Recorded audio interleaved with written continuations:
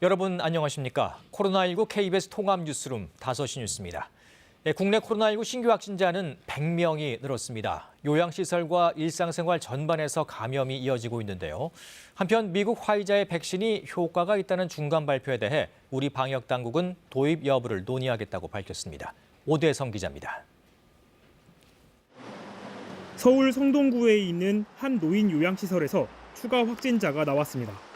간병인과 직원, 이용자 등 모두 17명이 새로 확진 판정을 받아 누적 확진자가 21명으로 늘었습니다. 역학조사에서 다인실 침대 간격이 1m 이하로 좁았고 직원 일부는 근무 중 마스크를 제대로 착용하지 않았던 걸로 파악됐습니다. 강서구 보험사와 관련해선 격리 중이던 가족 2명이 추가 확진됐고 경기 가평군의 한 보습학원과 관련해선 지난 7일 첫 확진자가 나온 뒤 가족, 학생, 강사 등 11명이 추가 확진됐습니다. 경남 사천과 창원에서도 가족 및 지인 등을 고리로 감염이 확산하면서 오늘 국내 신규 확진자는 사흘째 세 자릿수를 기록했습니다. 방역당국은 마스크 착용을 거듭 강조하며 계도 기간이 끝나는 이번 주 금요일부터는 의무 장소에서 미착용 시 과태료가 부과된다고 설명했습니다. 처벌이 목적이 아니고 근본적으로 국민 여러분들의 건강을 지키려는 목적이 우선입니다. 최근 발생한 집단 발생 사례를 보면 마스크를 벗는 것이 최소화하는 것이 매우 중요하다는 점을. 한편 미국 제약업체 화이자와 독일 바이오엔테크가 개발 중인 코로나19 백신 효과가 90% 이상이라는 중간 발표에 대해 우리 방역당국은 긍정적이라고 평가하면서 계속 모니터링하면서 도입 논의를 하겠다고 밝혔습니다. 최종 임상 결과를 종합적으로 보고 효과가 있는지 안전성에 대한 것, 면역력 지속 기간, 또 고령자에 대한 효과 이런 것들을 종합적으로 판단할 수 있을 것으로 생각합니다. 또 국제 백신 공급 협의체를 통하는 것과 개별 제약업체 접촉 이 두 가지 방법으로 백신을 확보하고 있다고 설명했습니다. 다만 다른 나라에서의 부작용 여부 등을 면밀히 검토하고 저온 유통 등 시스템을 갖추는 등 실무 작업 중이라며 내년 하반기 접종을 목표로 하고 있다고 덧붙였습니다. KBS 뉴스 오대성입니다. 경남 사천시에서는 경로당에서 접촉한 80대 고령 노인들이 집단으로 코로나19에 확진됐습니다. 확진자가 다녀간 목욕탕에서도 추가로 확진자가 나와 방역에 비상이 걸렸습니다. 천현수 기자의 보도입니다. 코로나19 확진자 6명이 한꺼번에 나온 경로당입니다. 모두 70대와 80대 여성들입니다. 경남 사천시는 추가 전파를 막기 위해 지역 전체 경로당 330곳의 문을 모두 닫았습니다. 최초 전파자는 지난 8일 확진된 70대 여성. 사천시는 이 확진자가 지난달 30일 서울을 방문했을 때 송파구 확진자와 접촉한 것으로 파악했습니다. 경남도와 사천시는 경로당을 이용한 26명을 검사하고 있습니다. 최초 확진자의 배우자인 80대 남성도 어제 확진됐습니다. 이 남성은 사천시의 목욕탕을 이용한 것으로 확인돼 이곳을 이용한 50명이 검사받았고 60대 남성 1명이 추가 확진됐습니다. 사천시는 지난 6일과 7일 오전 7시 이전 사천 남일대 해수월드 남탕 방문자는 보건소를 찾도록 당부했습니다. 사천 노인 부부 관련 집단 발병은 지금까지 11명으로 늘었습니다. 경상남도는 확진자들의 동선을 따라 접촉자 확인을 계속하고 있습니다. 10월 중순경 자주 접촉했던 분들이 확진됨에 따라서 경로당과 주변 지인들에 대한 검사 범위를 더욱 넓힐 예정입니다. 사천시는 삼천포 보건센터에 임시 선별 진료소를 설치해 추가 검사를 하고 있습니다. 175명을 검사 중인데 지금까지 확진 사례를 미뤄볼 때 추가 확진자가 나올 가능성도 큽니다. KBS 뉴스 천현수입니다. 피해 규모가 1조 6천억 원에 달하는 라임 자산운용 펀드와 관련해 증권사 등의 제재 수위를 논의하는 심의위원회가 열리고 있습니다. 오늘이 세 번째 회의인데 오늘 결론이 날지 또 최고 경영자들이 어떤 징계를 받을지 주목됩니다. 오현태 기자의 보도입니다. 라임 자산운용 펀드 판매에 대한 3차 제재심의위원회는 오늘 오후 2시부터 열리고 있습니다. 신한금융투자와 대신증권, KB증권 등 기관과 전현직 최고 경영자 등이 제재 대상입니다. 제재심은 지난달 29일과 이달 5일 열렸고 오늘이 세 번째입니다. 앞선 두 차례 제재심에서는 증권사들의 소명과 금감원 검사국의 의견 진술이 상당 부분 이뤄졌습니다. 오늘은 미진한 부분을 중심으로 추가 질의가 이뤄지고 있을 것으로 보입니다. 제재심 위원들이 오늘 결론을 내지 못할 경우 4차 제재심을 개최할 가능성도 있습니다. 앞서 금감원은 신한금융투자 등 3곳에 기관 경고와 영업정지 등 중징계 조치안을 사전 통보했습니다. 펀드 판매 당시 근무한 증권사 대표에게도 직무정지를 염두에 둔 중징계를 통보했습니다. 증권사들은 앞선 두 차례 제재심에서는 내부 통제부실 책임을 물어 경영진에게 중징계를 내리는 건 지나치다는 취지로 주장한 것으로 알려졌습니다. 금융사 임원이 문책 경고 이상의 징계를 받으면 3년에서 5년간 금융권 취업이 제한됩니다. 증권업계 CEO 30여 명은 지난달 27일 선처를 바라는 탄원서를 금감원에 제출하기도 했습니다. 제재 수위는 금감원 제재심과 증권선물위원회, 금융위원회 의결을 거쳐 최종 확정되는데 금감원 결정이 반드시 그대로 확정되는 건 아닙니다. KBS 뉴스 오현태입니다. 국가 채무가 처음으로 800조 원을 넘어서고 재정 적자는 108조 원까지 늘었습니다. 기획재정부가 오늘 발간한 월간 재정 동향 11월호에 따르면 올 들어 9월까지 정부 총수입은 세수 감소로 5조 1천억 원이 줄어든 반면 정부 총지출은 48조 8천억 원이 증가하면서 관리 재정 수지 적자가 108조 4천억 원까지 불어났습니다. 1월에서 9월까지 기준으로 역대 최대입니다. 이 여파로 9월 말 기준 국가 채무는 800조 3천억 원으로 늘어나 처음으로 800조 원을 돌파했습니다. 바이든 미국 대통령 당선인이 코로나19 대응을 위한 긴급 대응팀을 출범시켰습니다. 여전히 선거 승복 의지가 없는 트럼프 대통령은 에스퍼 국방장관을 경질한다고 밝혔습니다. 김기수 기자입니다. 코로나19 대응을 최우선 정책으로 삼겠다고 선언한 바이든 미국 대통령 당선인. 대선 승리 연설 이틀 만에 대응팀을 가동한다고 밝혔습니다. 13명의 보건의료 전문가로 구성된 대응팀은 코로나19 문제와 관련해 바이든 당선자에게 자문하는 역할을 맡게 됩니다. 바이든 당선인은 카메라 앞에서 코로나19 대응을 직접 밝혔습니다. 화이자의 백신 소식이 나왔지만 백신의 효과를 최대화하기 위해선 마스크 착용이 최선이라고 호소했습니다. The single most effective thing we can do to stop the spread of COVID is wear a mask. 카멀라 해리스 부통령 당선인도 배석함으로써 코로나19 대응에 대한 의지를 좀 더 분명히 했습니다. 코로나19 대응과 관련해 트럼프 대통령과 차별화하려는 의도가 담긴 것으로 보입니다. 여전히 승복 의지가 없는 트럼프 대통령은 트위터를 통해 그동안 항명성 발언을 했던 에스퍼 국방장관을 경질했습니다. 퇴임을 2달이 앞둔 선거에서 패한 대통령으로선 전례 없는 일입니다. The president drags a large press pool along with him. And look, I do everything I can to try to stay apolitical and to try and stay out of situations that may appear political. 우편 투표는 사기라는 트럼프 대통령의 주장에 뚜렷한 증거가 없다고 공개 발언한 레이 FBI 국장도 경질될 수 있다는 게 미국 언론의 전망입니다. 이런 가운데 트럼프 대통령의 최측근 윌리엄 바 법무장관은 대선 사기 주장이 실제 존재할 경우 이를 조사하라는 지침을 내린 것으로 전해졌습니다. KBS 뉴스 김규수입니다. 미국 제약회사 화이자가 독일 바이오엔테크와 공동 개발 중인 백신의 예방률이 90% 이상이라고 밝혔습니다. 화이자는 현재까지는 심각한 안전 우려는 나타나지 않았다고 밝혔지만 일각에선 신중론도 제기되고 있습니다. 류호성 기자입니다. 코로나19 백신을 개발 중인 미국 제약회사 화이자와 독일 바이오엔테크가 백신 효과를 공개했습니다. 중간 결과지만 예방률은 90% 이상입니다. 이 정도의 효과는 일반 독감 백신의 2배에 가까운 수치입니다. What we know today from this very limited analysis is we have started to make progress in using a candidate vaccine and seeing a reduction in disease. 백신 예방률은 4만 3천 명을 대상으로 진행 중인 3상 시험에서 94명의 확진자를 분석해 나왔습니다. 엘버트 불라 화이자 최고 경영자는 전 세계의 보건 위기를 끝내기 위해 도움을 줄 돌파구를 제공하는 데 한 걸음 가까워졌다고 말했습니다. 그러면서 몇 주 안에 백신의 안전성과 효과에 대한 추가 정보를 공개하겠다고 덧붙였습니다. 화이자는 다음 주 미국 식품의약국에 긴급 사용 승인을 신청할 예정입니다. 또 올해 말까지 최대 2천만 명분 백신과 내년 13억 회 투여분을 만들어낼 수 있다고 밝혔습니다.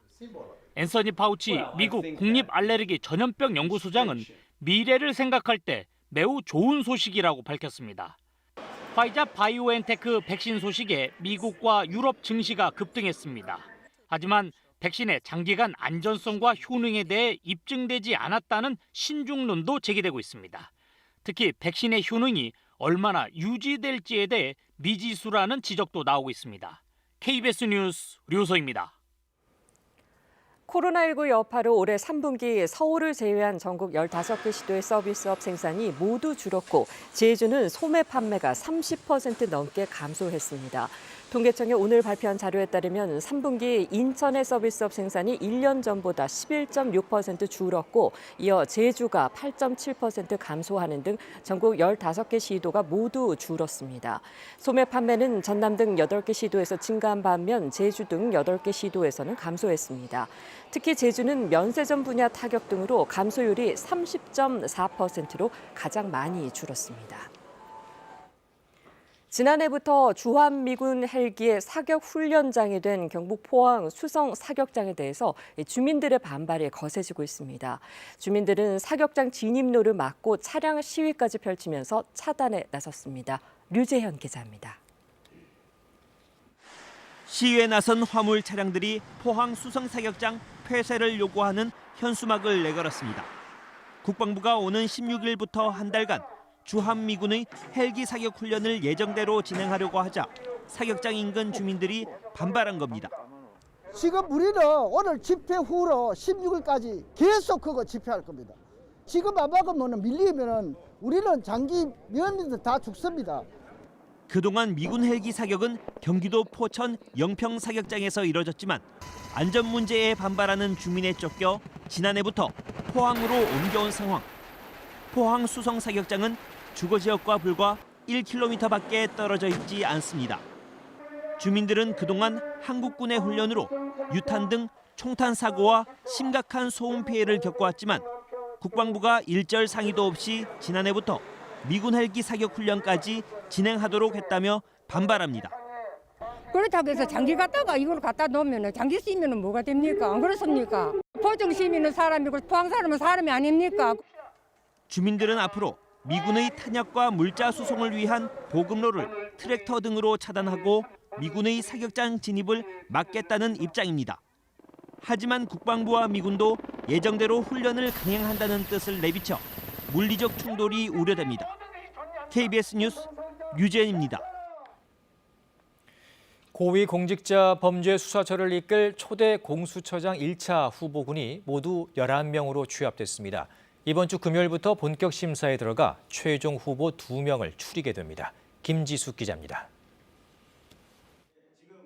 초대 고위공직자 범죄수사처장 1차 후보군은 모두 11명입니다. 추천위원들이 각자 1명 또는 2명씩 명단을 제출했는데 공수처를 둘러싼 정치적 갈등에 고사하는 인사가 적지 않아 후보 숫자는 예상보다 적었습니다. 가장 먼저 후보군을 발표한 건 대한변협입니다. 판사 출신 김진욱 헌재 선임연구관과 검사 출신인 이건리 권익위 부위원장, 한명관 변호사입니다.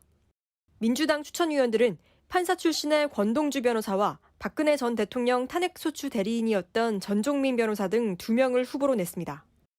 국민의힘 추천위원들도 김경수, 강찬우, 석동현, 손기호 변호사 등 검사 출신 4명을 추천했습니다. 추미애 법무부 장관은 서울중앙지법 부장판사 출신인 전현정 변호사를, 조재현 법원행정처장은 전 대구지검 김천지청장인 최훈식 변호사를 각각 단수 추천했습니다. 민주당은 후보 취합이 마무리된 만큼 신속히 임명하자고 했습니다. 국민의 기대를 더는 저버리지 않도록 추천위가 향후 일정을 차질 없이 진행해 이달 안에 공수처장이 임명되기를 바랍니다. 하지만 국민의힘은 거부권 이야기를 꺼내며 서두르지 말자고 했습니다.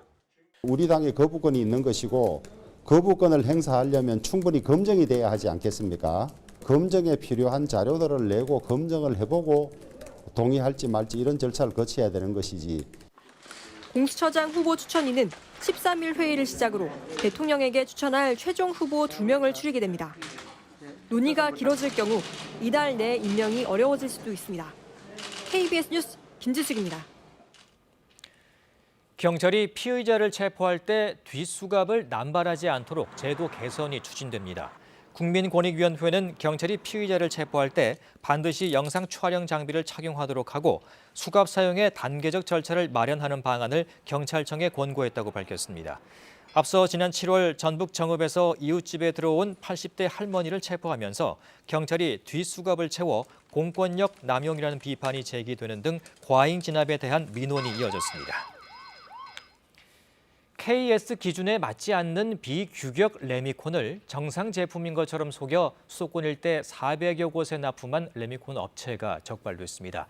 이 20만 대 분량의 비규격 레미콘이 각종 건설 현장에 쓰였는데 당국은 건물 안전에 문제가 없는지 조사에 나설 방침입니다. 황진우 기자입니다.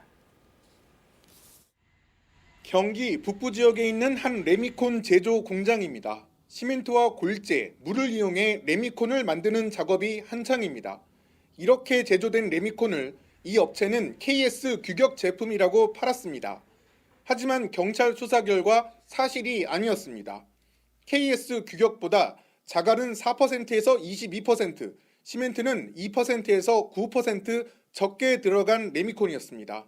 이 같은 비규격 레미콘 20만 대 분량 900억 원어치가 2017년부터 지난해 10월까지 수도권 420여 곳에 공급됐습니다.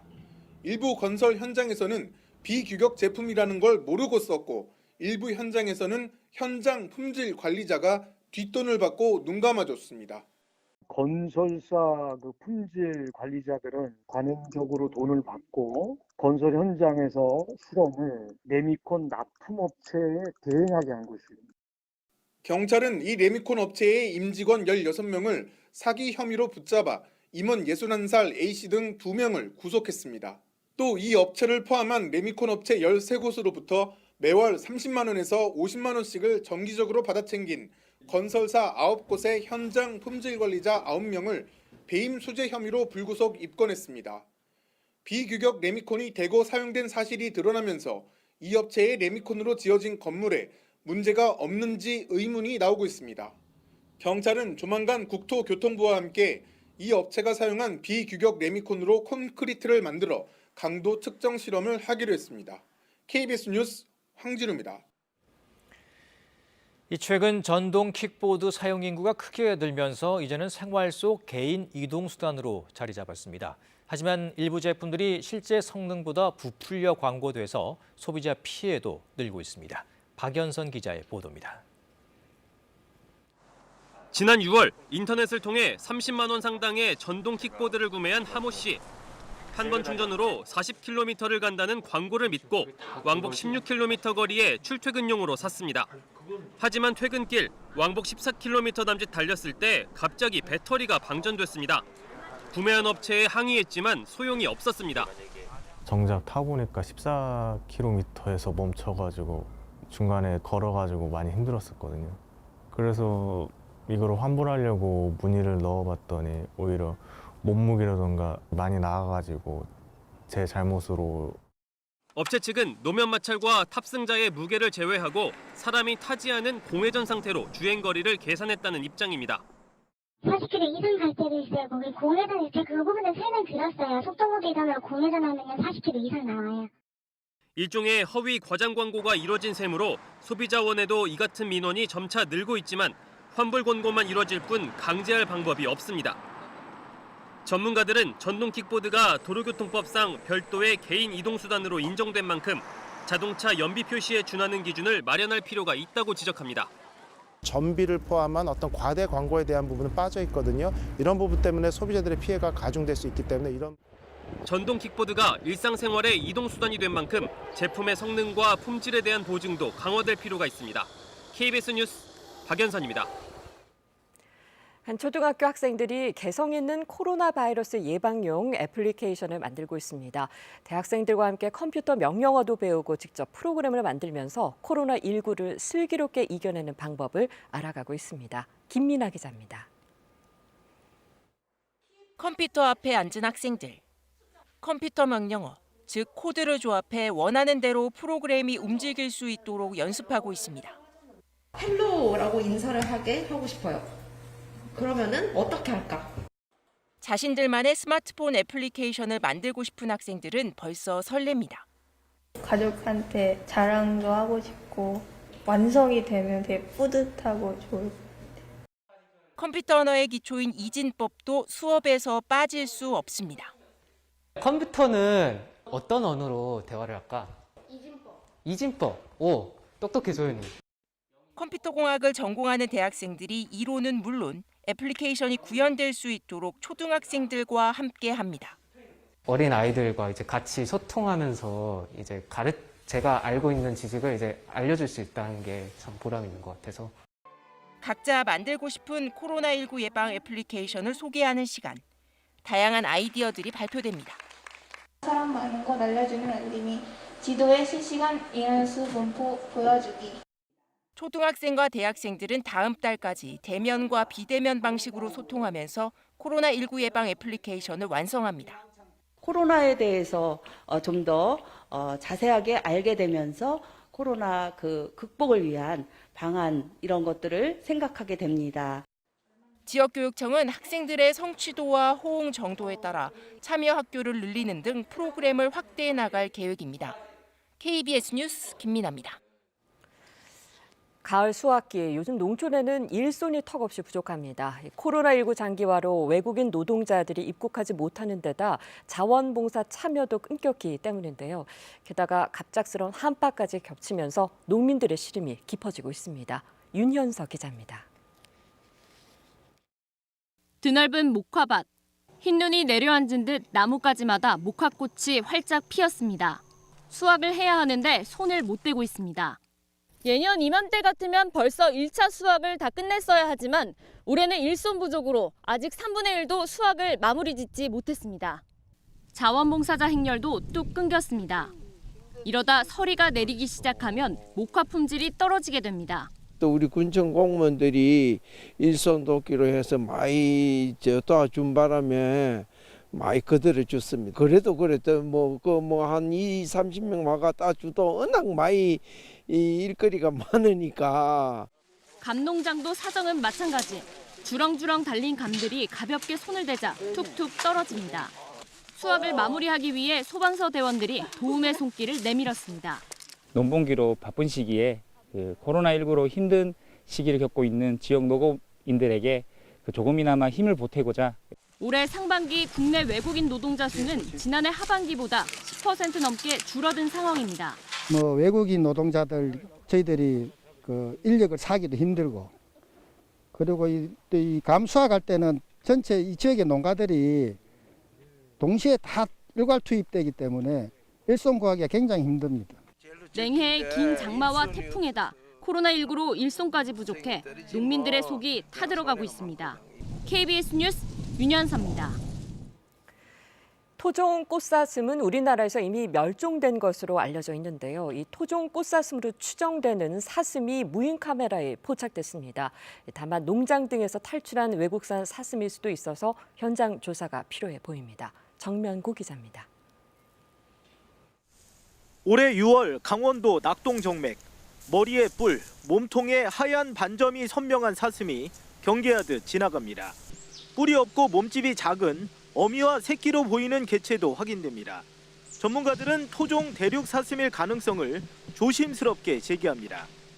강원도 내륙이 아주 높은 고산지대에서 발견됐기 때문에 우리나라의 야생의 자생 대륙 사슴일 가능성도 배제할 수 없기 때문에 토종 꽃사슴으로 불리는 대륙사슴은 환경부 지정 멸종위기 1급입니다. 1950년대 전후 남핵 등으로 국내에서 멸종된 것으로 알려졌는데 이번에 비슷한 사슴이 포착된 겁니다. 더욱이 이 카메라가 설치된 곳이 제한적인 만큼 실제 서식하는 개체 수는 더 많을 수도 있습니다. 하지만 일부 전문가는 외형적 크기나 등 부분 색깔 등을 볼 때 대만이나 일본산 사슴이 농장에서 탈출했을 개연성도 있다고 밝혔습니다. 인근에서는 천연기념물인 사냥 가족도 확인됐습니다. 국내에 1000마리 정도만 서식하는 것으로 알려졌습니다. 초식동물이 가장 활동하기 좋고 그런 먹잇감도 많죠. 그렇기 때문에 그러한 여러 동물들이 여기에서 서식하고 있지 않나. 전문가들은 사슴이 포착된 현장 주변의 배설물을 확보해 유전자를 분석하면 토종 대륙 사슴인지 확인할 수 있을 것으로 보고 있습니다. KBS 뉴스 정명구입니다. 이어서 오늘의 주식 시황을 KB증권에서 전해드립니다. KB증권입니다. 코로나19 백신 개발에 대한 기대감 속에 코스피가 또다시 연고점을 경신하며 2,450선을 회복했습니다. 반면 코스닥은 외국인과 기관의 동반 매도로 1% 넘게 내렸습니다. 오늘 코스피 지수는 5.63포인트 상승한 2,452.83에 코스닥은 10.42포인트 내린 840.79에 마감됐습니다. 화이자의 코로나19 백신 임상에서 긍정적 결과가 나온 가운데 언택트주를 중심으로 한 매물이 다소 출회되는 등 업종별로 차별화된 흐름이 나타났습니다. 보합권에서 등락하던 코스피는 개인과 외국인 매수에 소폭 상승하며 7거래일 연속 상승 흐름을 이어갔습니다. 화이자의 백신 효과와 미국의 국채금리 상승 소식에 KB금융이 4% 넘게 오르는 등 금융주가 강세였고 국내 여행주와 항공주 전반이 반등한 반면 비대면 대표주인 네이버와 카카오는 각각 5%와 4% 넘게 하락했습니다. 한편 현대차가 바이든 행정부와 협력해 미국의 전기차 인프라를 확충하겠다고 밝히면서 현대차 그룹주가 상승했습니다. 오늘 원달러 환율은 1원 20전 오른 1,115원 10전에 거래를 마쳤습니다. 지금까지 KB증권이었습니다. 어제 아침에 기온이 뚝 떨어지기는 했지만 이후에는 기온이 꾸준한 오름세를 보이고 있습니다. 오늘 한낮에도 기온이 평년 수준 가까이 오르면서 공기가 한결 부드러워졌는데요. 내일은 아침 기온, 낮 기온 모두 오늘보다 높겠고 주 후반에는 기온이 20도 안팎까지 오르면서 비교적 온화한 날씨가 예상됩니다. 현재 전국적으로 맑은 날씨가 이어지고 있습니다. 대기질도 좋음에서 보통 단계를 유지하고 있는데요. 내일도 우리나라는 맑은 구역에 들겠습니다. 다만 날이 많이 건조합니다. 지금 동쪽 지방에 이어서 서울 일부 지역으로도 건조특보가 확대됐는데요. 앞으로도 딱히 비 예보가 없어서 이 건조특보가 확대되거나 강화될 가능성이 높아 보입니다. 화재 예방에 주의를 기울이셔야겠습니다. 내일 아침 기온은 서울이 4도 등으로 오늘과 비슷하겠습니다. 낮 기온은 서울, 청주 15도 등으로 오늘보다 조금 높겠습니다. 바다의 물결은 전해상에서 비교적 잔잔하게 일겠습니다. 별다른 비 예보 없이 맑은 날씨가 한동안 계속되겠습니다. 기상정보였습니다. 코로나19 통합 뉴스룸은 7시 뉴스에서 이어집니다. 여러분 고맙습니다.